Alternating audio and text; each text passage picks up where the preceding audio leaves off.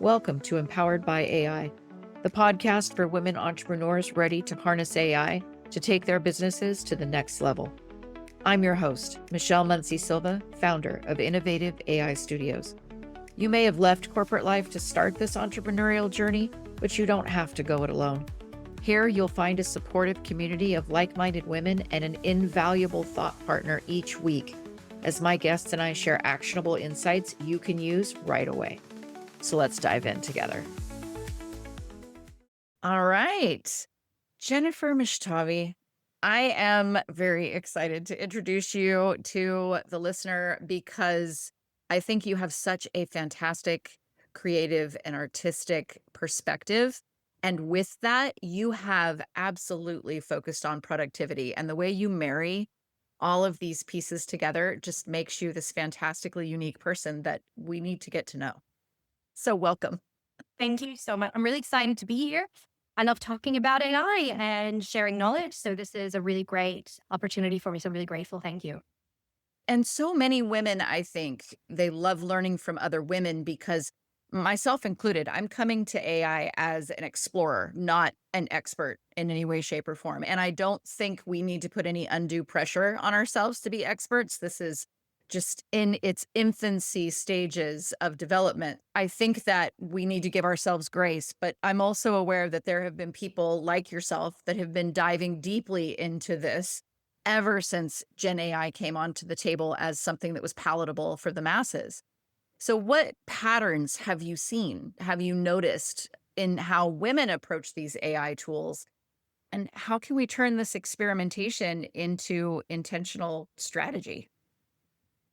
Really great question. So I think I'm coming at it from years of kind of technical training within molecular biology. So I'm going to preface that I've been technically trained and I've switched into an entirely new field within the creative industry. Just by that merit alone, it's what I'm seeing is transformation for women, for people in general, understanding themselves. But if we're going to dive deeper into the creative aspect of what I do at the moment, the shifts I'm seeing are where I'm seeing women falling is more along the lines of the creator, the creative, understanding the visualizations and the creation process using AI. Also, like getting stuck into the ethical components of everything as well. So more of the ethics and the creation aspect, but less of the technical.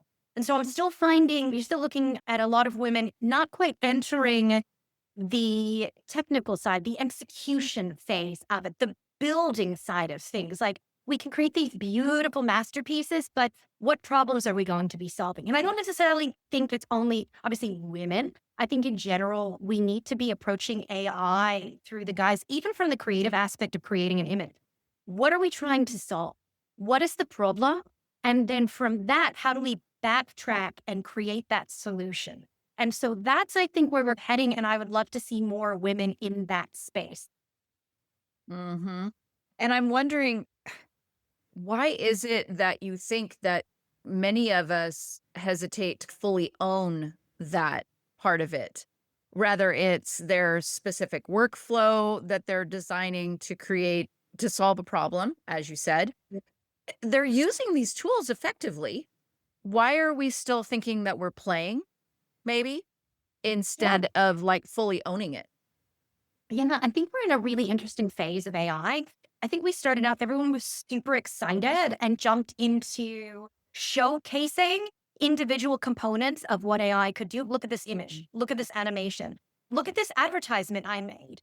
But there's this issue, I think, and it's not necessarily an issue that can't be solved, but there's this bit of a disconnect in general where we're missing the component of, again, what is that? What problem are we solving with it? And so I think in general, it's something that I think a lot of, that component of it requires the technical know-how and also the doors being open to be sitting at the table with others. And I think when you're in a highly male-dominated industry, the creative industry, and I'm just in it now for the past few years, even in the science industry as well, in general, a lot of the people at the table are male-dominated. And so it becomes really hard to walk into a space with new knowledge, can see how it can be used. And not only are you battling against the ideologies of old systems, thinking of where a person or a woman fits within the context of an organization. But now you're coming in with this knowledge that a lot of people have this hesitation about, a lot of people are scared about, and a lot of people are just not ready to understand. And so I think there's that ongoing dual battle of trying to get a seat at the table in general, but then also trying to get people to listen to you speak about something that's so exciting and what you can see in the future when they're not quite ready to catch up to it. So it's like a dual battle that I think women are facing at the moment. And that could be an aspect as to why. And it's hard, I think, also within the space, being here in New Zealand, there's not very many technical women. And being able to have that community aspect of it with other people coming together and challenging each other. Yeah, I can do it with ChatGPT and it's great to ideate and come up with these amazing ideas. But sometimes you want to talk to another person. And you also want to feel like you're not alone in this, because when you have all these forward-thinking ideas, not only do you have to believe in yourself and what you're doing, but you have to bring other people along with you. And it can be really isolating. And Yeah. so there's that aspect of feeling alone, feeling like people don't necessarily want to listen to you or open the door for you, but also the fact that what you're saying, most people don't quite get yet. So you're in the space of, oh my God, I can see the sky opening and these amazing possibilities, but it's, well, take a step back. Now you got to explain that. And then in order to explain that, you got to get your foot in the door. So there's that barrier there that's really quite hard to crack at the moment, not only just for women in AI, but people in AI in general. And so you add the component of the other factors in, and it becomes quite a challenging space to flow through. As you pointed out, we are oftentimes the one, the only within a space. So community becomes incredibly important. But you're also talking about the idea of community and being able to share your learning with people. And what I'm wondering, what do you think is the mental shift that's going to help people move from, oh, look at what I just created with this tool, to Yeah. that idea of the outcome that I'm building for? So I'll go through like how I managed to switch into the functional side of AI in terms of using it within the industry. And it was not easy, and it's still not easy. I doubt myself every day because you're like constantly in an ever changing space with different ideas coming at you and different hurdles all the time. I started playing around with imagery and I was like, oh, this is going to be something that I can utilize to create a story, to create an advertisement, convey emotion, to do something that can be super creative but impactful. And so I just started to figure like, okay, so I've got this image. Now, if I put this image together and I animate it, I can create a really compelling story. Not everyone's going to create a compelling story, but I'm just saying in general, this could be used to help with creating new forms of music videos and advertising, and also create a less of a barrier to entry for people, let's say, wanting to enter the music realm because they can't always afford a music video. So I saw it in that way as a cost-effective way to allow companies to access tools and advertising capabilities, music video capabilities that they otherwise wouldn't be able to. And then after that, I was like, oh my God, there's so much more here. So you can start to really dive deep into solving problems at scale with it. And so that's how I shifted. Okay, now that we have these advertisements, what do we want to convey with them? What within these industries are the problems we're looking to solve?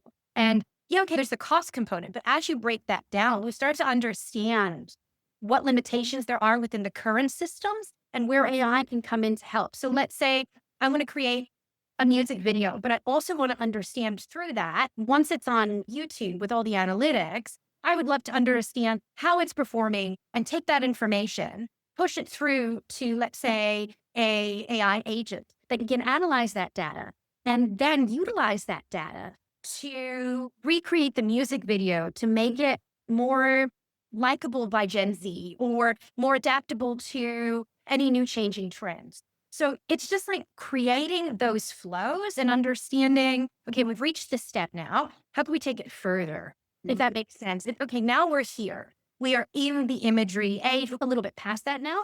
Okay, what can we solve with it? How can we make it adaptable? Because that's what AI is. AI is a tool to help us really push our ideas further and adapt quicker. And that could be within analytics, our own lives, growing food even. I use ChatGPT, I grow my own food. I use ChatGPT to help me expedite where I should grow things and help me organize my life. It's just a problem. What's the problem? And I think a lot of people entered it and they were like, I'm going to make these beautiful images. And they're beautiful and it's amazing. And it's, but now it's okay. What can we do with that can make an impact? Exactly, exactly. I think sometimes we feel like maybe we want to avoid certain ideas, like productivity can often be coupled with hustle culture, right? Or it can come with this very masculine kind of transactional energy.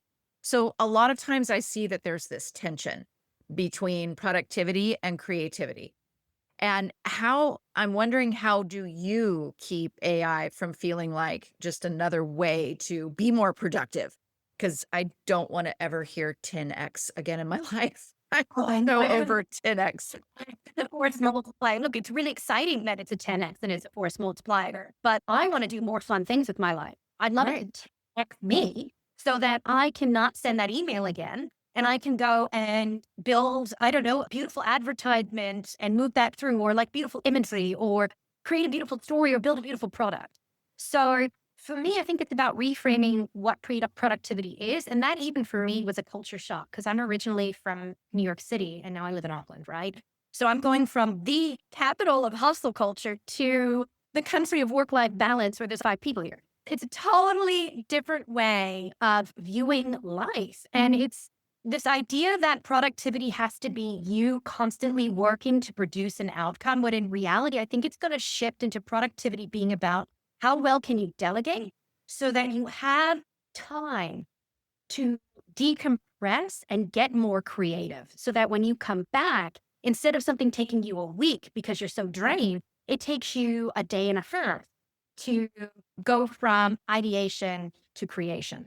Do you know? I'm like creating that space in your head. And so I'm trying to view productivity less about how much time I'm spending and more about how much am I delegating to an agent, or where can I create more time for me to be more productive. So it's being more productive or being more creative. So it's a reframing, because I think the whole subculture, how much money can I make? How can I go out and do this? And I need to be doing a million different things right now to feel like I'm a valid, worthwhile human being, when in reality, it should be, what am I doing to replenish myself? And how can I create that time so I can be more creative and drive ideas further? And so I think we need to reframe the idea of productivity. And I'm wondering, what are some of your go-to tools, frameworks for helping entrepreneurs streamline? I'm just a big believer in ChatGPT. That's Yeah. so like we'll work with comfy UI workflows. So I love coming up with an end product or an idea and then reverse engineering that. So I'll have a beautiful chat with ChatGPT and be like, I just came up with this amazing idea. I'd like to understand, maybe through iterative flow. I tend to think faster than I can write. So I use the chat interface with ChatGPT quite often, and I'll be somewhere and I'll be like, okay, here's an idea. How can we push it this way? How can we go that way? And I will go through a really fast iterative flow, pull that out, and then start working from there on ideas. And then once you have those ideas from that, you start to build process. So you can pull out and start really, I like to use just normal like Miro or FigJam board and just start visualizing what I'm doing and then filling in those gaps with the help of AI or automation. So normally, let's say I'll go to ChatGPT, I have an idea for a new product.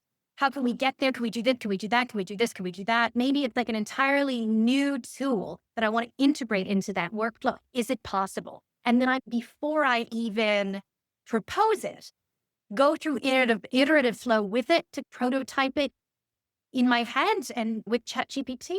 And then I'll take all of that after working through it and seeing if it could theoretically work. Then I start building from there.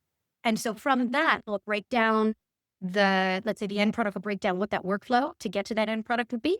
And then I start to look at what's in the middle of everything. Like, where are those gaps? And can that be filled with automation? And once we have that automated, how can we integrate AI into it to make it easier for us? It's not the That would be tool driving it. Yeah, it's a large part me. And this is when we get into the reframing of productivity. Because what I just did there was a mixture of Yeah, I'm working all the time, but I'm also delegating and taking my resources of my mind and realizing where it's best applied. I don't want to send emails, man. It's just, you know what I mean? There's things we all don't want to do, and we could be productive, but not in those ways. If we were just constantly doing click paste all the time, or constantly sending the same thing over and over again, or finding ourselves on a repetitive task, that's where the magic happens for you to be like, oh, this is really exciting. Let's remove this task or break the task down and start really filling in those gaps with automation and seeing how we can push that through to the end product. So those would be the tools I would use, which is ChatGPT, mainly at the moment for product kind of ideation and rapid flow of ideas, and then working from there. So at that point, the tools you use are up to what the problem is and what you need to automate. Yeah. Love the fact that you touched on this because I think there are some significant implications from those generational narratives that we tell ourselves about work. And I know we've talked about this before, that idea of being raised by boomer parents as I was, my narrative was always you will work hard because it's part of your identity. And hard work meant time spent at task. And so I really do think that there are some things that we need to challenge. Have you found that? Are you thinking that there are particular new narratives that we could be building here? Oh, yeah, definitely. I think we need to really view the future as less. There's a few things actually. So there's the whole idea of productivity and how that looks within the future of how we exist. And I think a lot of that is going to be delegation. We're going to soon have agents that we can delegate things to. And it's a matter of not being scared to do that and being okay with having some time to achieve other things.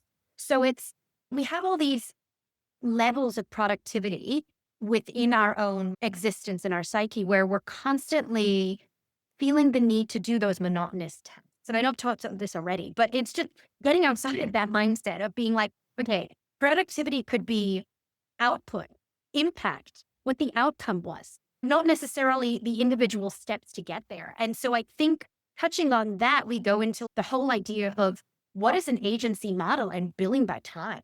Is that I don't see that as the future. At some point, are we going to charge what 2 cents an hour? Like we're going to get so much faster at what we're doing that the value driven way of working is going to become more important. What is the value? What is the impact? Not necessarily how much time it took. And it's about finding that shift where we're like, okay, this is the price based on value versus the price based on time. Because if we're going to be fighting in this time versus value, you're never going to win. Everything is getting faster. But I think now we're shifting into more impact is money, like what the outcome is and how creative that outcome can be and out of the box. Because now it's going to be easier for anyone to come up with an idea and to push it through. But it's about how good is that idea? That's now the value will be in the ideas. And so it's hard to put money and time value on an idea without understanding its impact. Yeah. I think that's going to be one of the most mind-blowing pieces for people to hang on to because we're coming with a corporate history or an industry history, or even, as I said, generational experience that is completely the opposite of that. And this idea of stepping into what you're talking about is so exciting. And I'm imagining that it will take some habit breaking work and some self exploration around how we all feel about productivity that we've never had to unearth before. Yeah, I think it's going to be hard because even down to like how we are trained in schools on getting the grade, working hard to memorize, and then also answer. It's now going to change to more critical thinking and teasing things out and how creative you can get to that outcome. And also, once you get to that outcome, what are the other outcomes you can reach with it? How going to be about how far can you push your mind rather than your body and time? Do you know what I mean? It's like that Mhm. aspect of it. We're constantly put, if you're working 60-hour weeks, that must mean you're doing a fantastic job. And that's not always true. Some people can do things in 30 hours and have the same outcome than somebody who did it for 60. And then it's with that battle too, is how do we value work in Yeah. general? Like, what does the future of work look like? Yeah. And are people going to be okay with, I'm okay, I'll work 20 hours if I get paid to do something I would have taken me 40 hours. And then in that hours as well, I can add on top of what I'm doing and come up with new productized workflows to automate things and to create more products. So that's what I see the future at, the productizing of these workflows. So it's going to Yeah. be that it's just such an interesting space and it's so outside even my realm of understanding. I just have to flow with it and be like, I'm okay right now with working super hard, but that is shifting in the way that it was once thought of. Working hard now is figuring out how to automate for me. Like for me, working hard now is figuring out how to automate tasks and to build more. What is it that excites you most? Is it that? Is this idea that we're headed to a world where we're going to be able to just create these automations? What excites you most about that for, say, solo entrepreneurs such as yourself or women in creative roles? So I've started in the solopreneur and now I work with a company called Hyper Cinema. So we Mhm. build workflows and product times now for companies. And so I guess the beauty of what I'm seeing is we're a small agency at the bottom of the world. The barrier of entry is lowering, right? The barrier of entry for what people are able to do is lowering. If you have an idea now, you're no longer limited by needing 1,000 people or a special technician for this, that, and the other. Yes, you still need to verify, clarify. Yes, the coding part isn't necessarily 100%. You still need help along the way. And eventually, maybe some of that will dissipate as how much help you need. But realistically, now's the time to jump on an idea and follow it through because there's nothing that's stopping you anymore. That's the beauty. That's what I'm excited about is coming up with an idea and being able to prototype in a very short period of time and having that idea drive impact. I like building things. I like coming up with ideas, ideating and pushing them through and then bringing other people along the way because it's all collaborative, really. But that would be the thing I'm most excited about is that we're going to be able to push ideas further and create things that can really hold impact. And I like to stay in the positive side of AI. So that's how I like to go about doing this. Yeah, it's just so exciting. And it's Isn't it? Isn't it? That's the part where I'm just like, yeah, the possibilities that weren't there before. And now all of a sudden, yeah. I think, and that's where we got to rethink the future of work. And it's just now, let's say, and there's a lot of people also that are finding themselves in where they have to be solopreneurs now. And it's okay, find that problem. When you find that problem, you can now build a solution and you can do it at scale because you will have the ability to use AI agents. You will have the ability to use tools to help automate. You can ask ChatGPT how to break things down. Yes, you should verify, clarify always. There's no excuses anymore to say, I can't. You can delegate now. You can really fall into your passions more too. So I think that's a key point here is if you find yourself passionately drawn to something and want to solve a problem, you have the ability to do it now. that's been one of the biggest eye openers for me is I'm so used to hitting a wall that sometimes I will stop myself because I hit a wall. And inevitably, someone will come up to me and go, "Did you ask? Did you Mm. ask ChatGPT about that?" And I was like, "Oh my God. I only talk about this.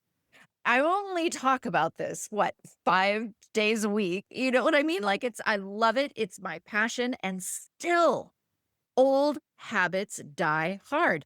I am so used to hitting a wall where, okay, this is my box that I'm in. This is what I know. And I don't know how to do that. So I must pause until I can learn it. And did you ask?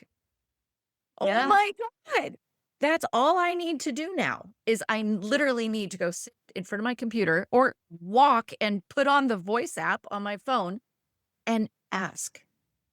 And I have someone who is never tired and willing to tell me in whatever way I want to learn it. Yeah. Yeah. And I think that's the beauty. People were talking, I was on stage at Opera Design Week on a panel speaking, and one of the questions that the audience had was, where do you see the future of education? And people were like, oh, it's the end of people. I'm like, no, I said, education will become more interdisciplinary. You do not need necessarily now to focus and specialize in one thing. We're watching the rise of like specialized generalists. So we are going to be able to fill in the gaps of our knowledge, but we need to know what questions to ask. And we need to know how to navigate these situations. And so I don't see it as the end of education. The building of new beliefs of what education is. How do we teach people now when they can go and look up the answer? Give them something more challenging. Give them a way to build the thought processes and these flows so that when they do have a problem, they can now critically think their way through each step because they have someone there, ChatGPT, Claude, whoever, to help guide them through that process. And very soon you'll have an agent that you'll be able to speak to, if not now already, and they can help guide you through the process too. So it's, I'd help do the process for you. It's always good though to understand what that process is so you can troubleshoot along the way in case of anything. I think the way that people, even now, the way people need to move forward with learning is going to be asking the right questions. Just Mhm. ask them. Mhm. And do you feel that constitutes obviously that to me is a powerful thing to move forward with. Do you think there's another shift that someone listening today could make in how they use AI to feel more in control of their workday, of their ability to move an idea forward?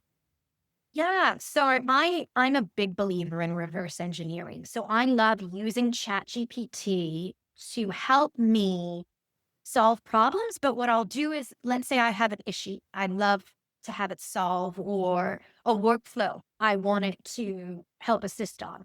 I work backwards. I'm a big believer in working backwards. If you're just starting and you're like, oh my God, I don't even know what the problem is, you could literally just write out a few of your workflows and just point out, like it could be anything simple, even a life workflow where you're like, I need to email this person, or every year at this time, I need to send XYZ to this person. Like just break down little steps into your day. Anything that is a little bit of a, oh, I don't want to do that.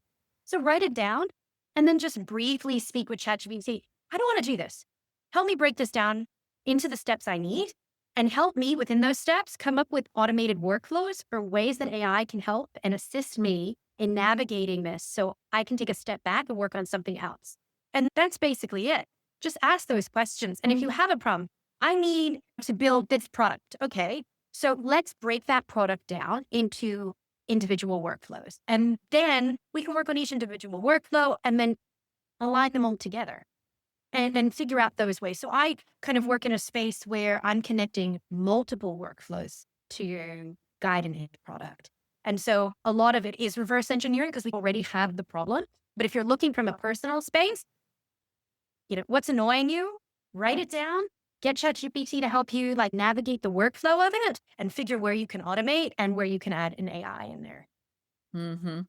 That is such a fantastic gift to give yourself, I think, as well. It's imagine the time that you could free up. Once you learn it, once you train it, it could just be such a time saver. And it's almost like people get upset in a way because they feel like, I don't know, there's this belief that you're doing something cheaply because you're saving time. And this is where we go into again, that narrative of time. The more time I spend on it, the more valuable it is. And that's Mhm. not true anymore. We need to get out of that mindset and it's going to hold us back because this entire time that we really hate this one task, but we're going to do it because we don't want to cheapen the process because we're using AI or automation. That's not going to fly anymore. We have to break that cycle. If I can get this part of my process that I hate automated, I can move on to the things I really love and push that even further, push that concept further. Have more time. We always are saying, I wish I had more time to make that better. You can automate the stuff you don't want to do. You can. The things you love doing, do them. Automate the rest. If you don't like it, automate it or find a way to delegate to an agent to help you with it because I wish I had a home helper. One day I wish I had this. I wish I had that. Okay, I'll build it. I can do it. Let me go talk to Chat. It's working around it to find those places to automate. And then you can be more creative and love life more. Mhm. So, bam, you don't even need to, in the time of productivity, if you can just automate a little bit, you can spend more time with your family. Absolutely priceless, right? I love rock climbing. I love hiking. And when I'm in those spaces, I'm more creative, right? So I need that refresh. If I can find a way to add an extra hour to my day, like even on a weekend where I can say, okay, I've done this, I've delegated that. Let me go for a walk. Oh, I'm refreshed. My mental health is better. My thinking abilities are better. I'm more creative. I can think more outside of the box. And that means I can come back and start building more and thinking more and not feeling that pressure to constantly deliver and burn out completely. That's what I'm trying to avoid. I'm trying to be productive in the sense of output and impact, but I don't want to burn out in that process. So I'm trying to stave that off basically with automation.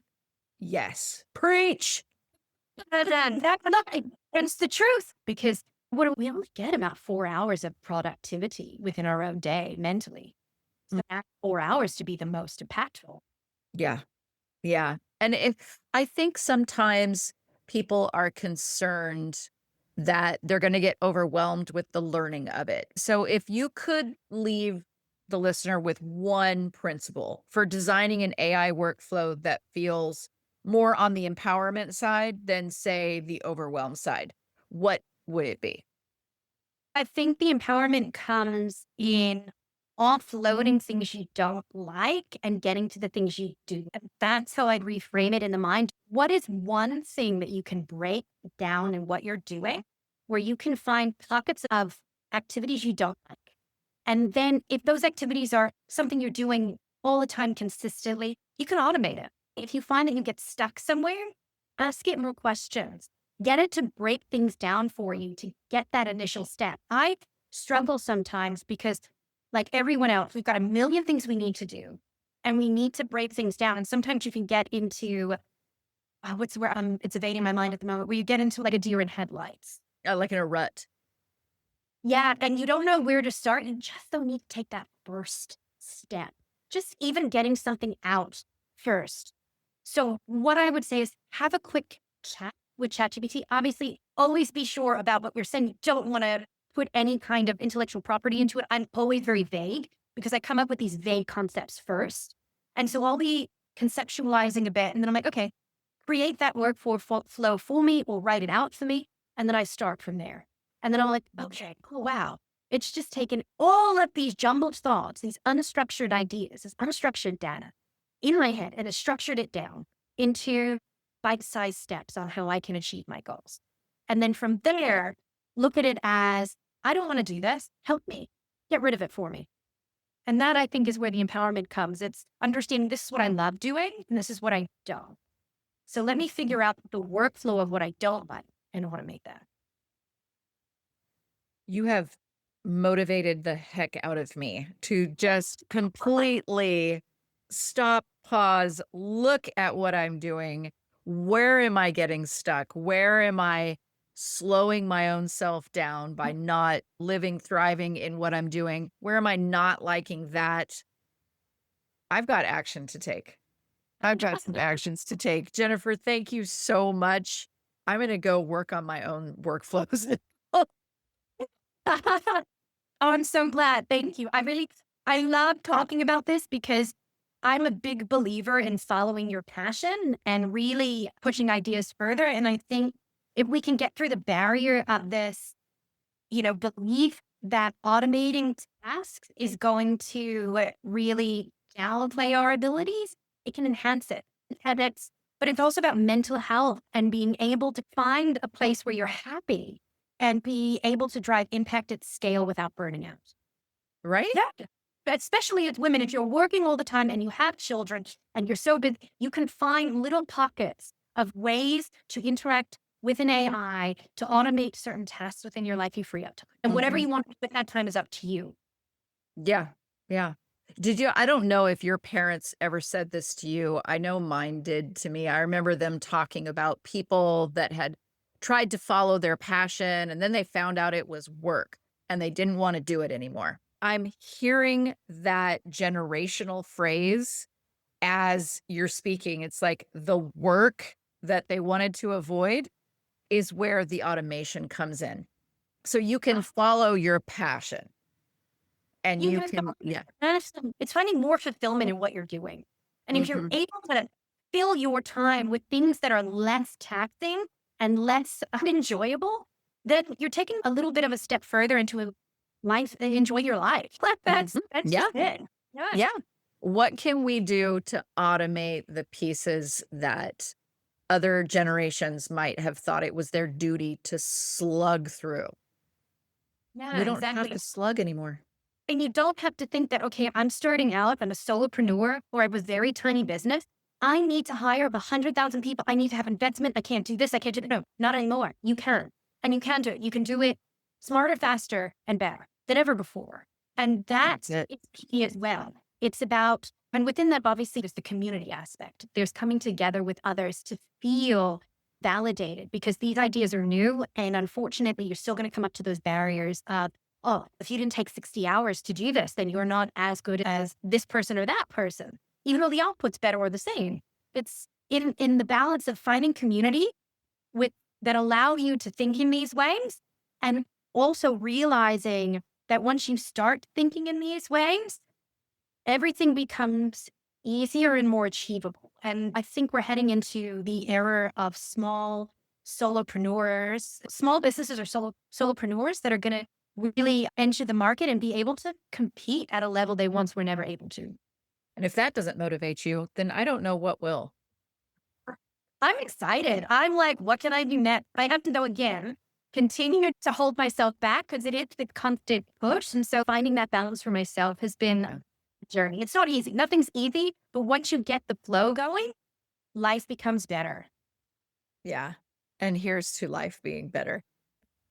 Jennifer, thank you so much. I absolutely learned a ton in talking to you, and I am so grateful for your time.